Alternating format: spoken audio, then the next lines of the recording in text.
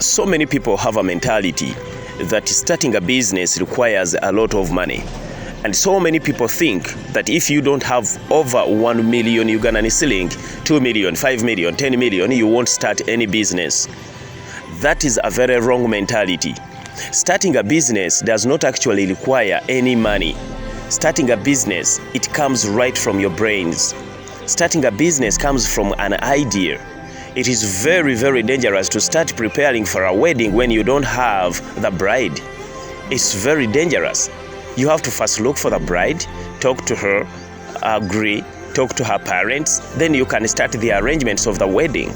So you can never start to arrange for the business that you don't know, because even if I gave you a full sack of money, even if I gave you 10,000 American dollars, but when you don't know exactly what you want to do, then it will not work for you.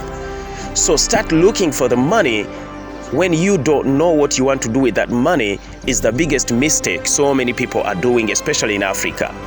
So my fellow youth in Africa, I want to tell you something. You just need a skill. You just need to get trained in exactly what you want to do. Because even when you have an idea and you have the money to start that very business based on the idea, but when you don't have the skill, when you're not trained very well about that idea, definitely the business won't work out. There are so many questions that you have to ask yourself right before starting the business. What? Where? How? With who? And for who? Those questions are very powerful. They will give you a guideline. They will make your business survey complete.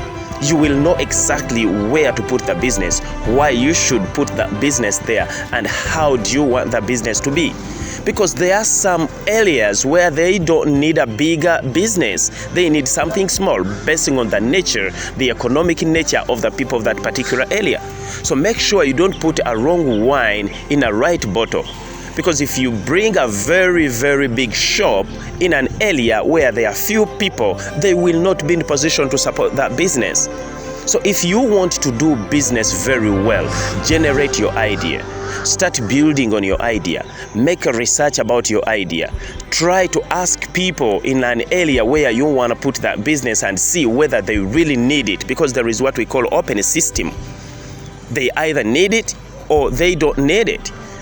Try to look at the competition.